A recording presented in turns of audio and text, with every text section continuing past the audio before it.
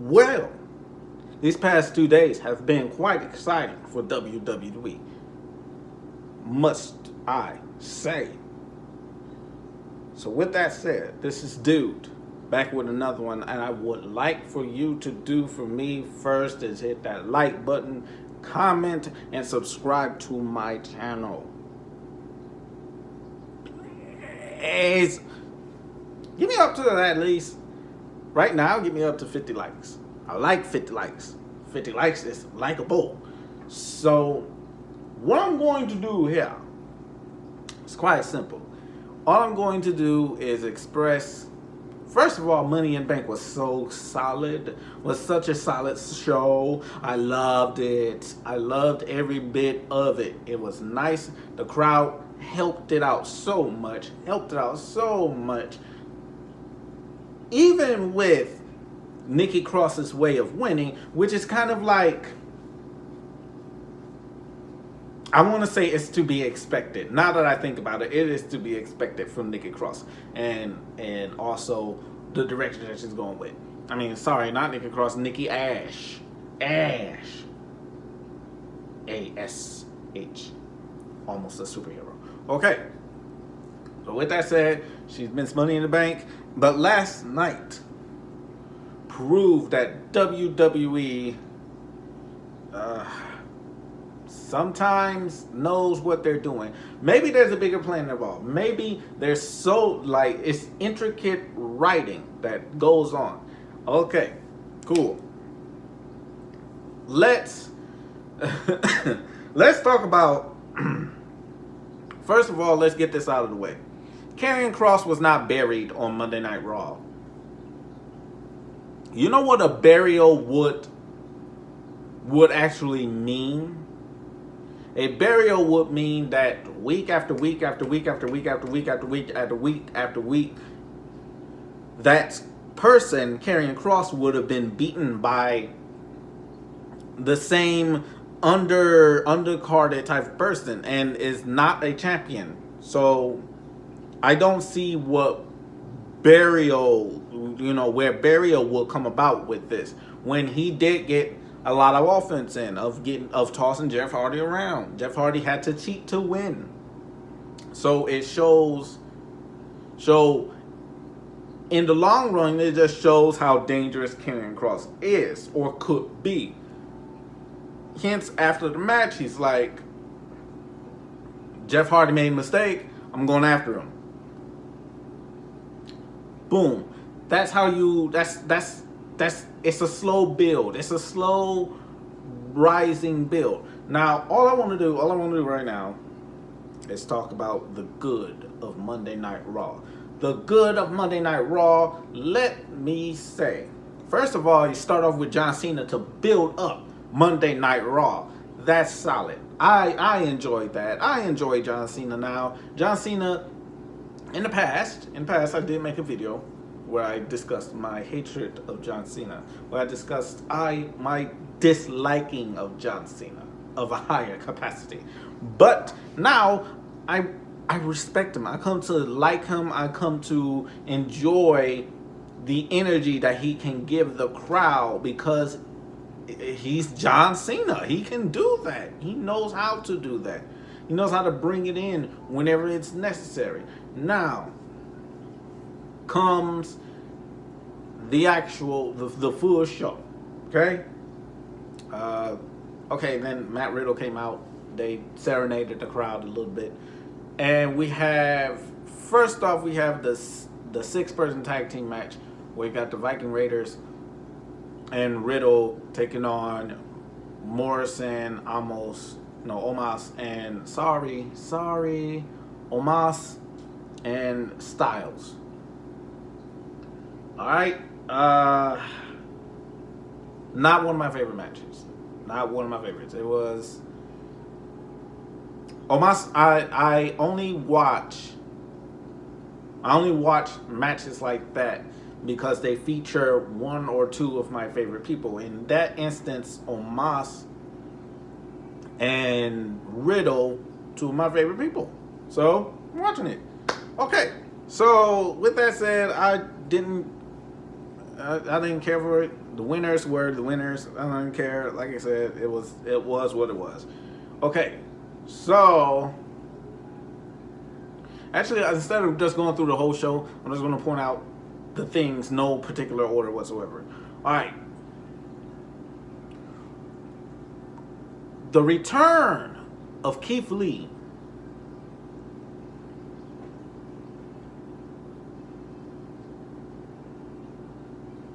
You got what y'all wanted. Y'all got what y'all wanted.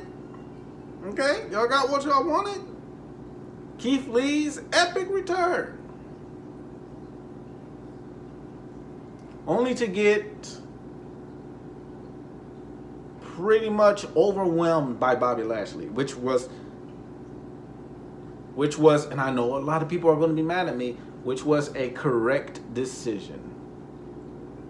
It was the correct decision because WWE knows how to build the story. Maybe Keith Lee doesn't, like, what qualifies Keith Lee to win against Bobby Lashley? He hasn't been here.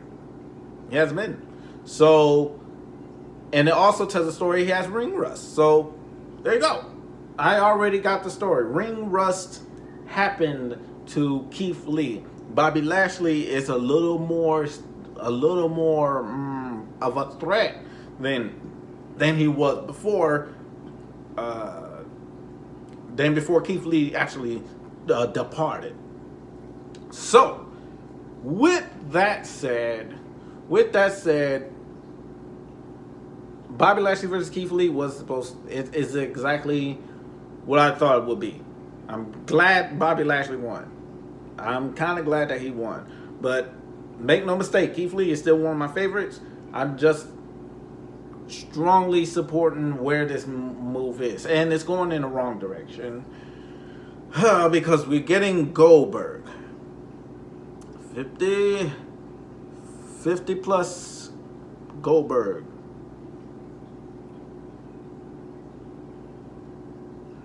Goldberg versus Bobby Lashley at SummerSlam is what is going to happen. That is my biggest. That's moving on. Because we're all going to be positive spirits right now and say that, hey, we got Goldberg back.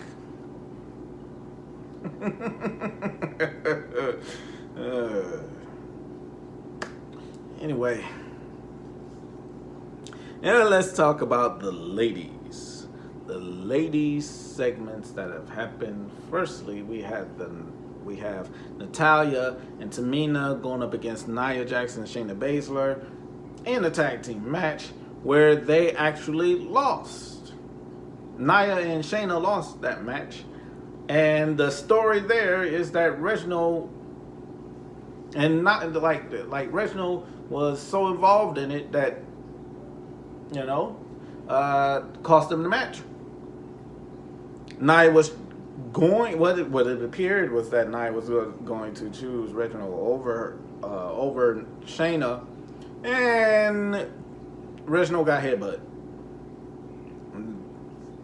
And they left. True story.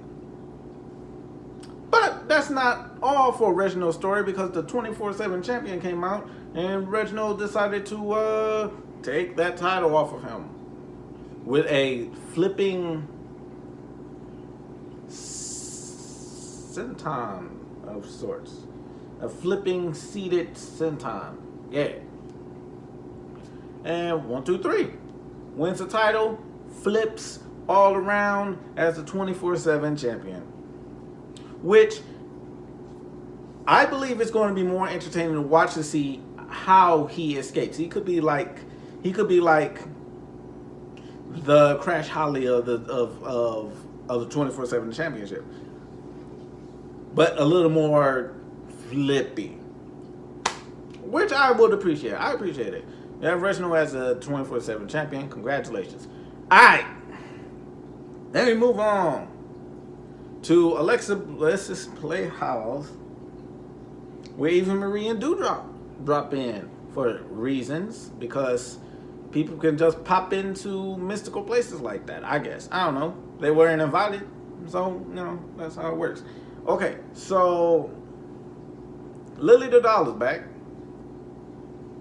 And, because she was put in timeout because of the supernatural crap that she tried to put Shayna Baszler through. Alright, cool. Shayna Baszler got hers. Okay, cool. She lost. Okay, alright. What I'm going to say is, where are we going with this? With Eva Marie and Alexa Bliss. Now, mind you, that's a match that's coming up. Next week, it's supposed to be Alexa Bliss versus Eva Marie. And Doudrop's not going to be around. So, I'm kind of curious on the direction they're going with this. Oh, and I'm just going to ignore the terrible acting job of Eva Marie when she fell over. Nothing. It looks like she fell over nothing, and she tried to play it off as though she fell over nothing. It didn't look good, but all could be better with the match. Maybe she's good in the ring. Maybe she's way better in the ring than she's ever been before. Who knows? Who honestly knows? So, moving forward, we have Rhea Ripley versus Charlotte. Charlotte was doing her coronation, the championship coronation for her reign. And Rhea Ripley came out and challenged her to a rematch. And Charlotte was like, nah. So Sonya and Pierce decided to come out and say, yeah, you got a match. So yeah. And then a heel move, Charlotte kicked the heel in her face. Almost caught her in the eyeball, which was kind of like, I accept the puns. I accept it. I accept bring on the wave of puns for that segment. Okay. Now, I've gone through all the rigmarole, all the good parts. Most of the good parts. Not one more good part. After Charlotte got herself disqualified, Rhea and Charlotte continued to brawl. As they're brawling, as Rhea Ripley hits the riptide, out comes Nikki A.S.H. with the briefcase. If that was not a shocker, I don't know how to. I don't know what to do. I don't know how to help you not being shocked by the fact that she came out, cashed in her money in a bank briefcase, and for the first time ever, became the Raw Women's Champion. Congratulations, Nikki A.S.H. Almost a superhero, Nikki A.S.H. Yes, and yes. That. Good stuff right there. Thank you. Now, let's point out some... Oh, one more good thing. Sorry. Jeff Hardy, no more words. That music came back. Oh, that was great. That was a great moment at the cost of carrying cross. But still, a great moment. Now we go on to one of the bads. The major bad, the big bad, is another good Jinder Mahal versus Drew McIntyre. We're getting that at SummerSlam, guys. We're getting it, guys and girls. We're getting it. The rivalry that we've been waiting for between 2/3 of 3MB. We need the third man. so we can have a triple threat, and they all hug it out. That'd be cool. But that's not. We got 2. That's fine. Now we're going to talk about the Symphony of Destruction match. Elias versus... You know what? I'm not even going to mention them in my channel. I'm just going to say Elias lost to an unsavory character. An individual with some very questionable views. A buffoon, if you will. Sorry. So, with that said, Raw's complete rating. I didn't mean for this video to be this long, guys, but there's so much to talk about. Anyway, Raw gets a solid 3 out of 5.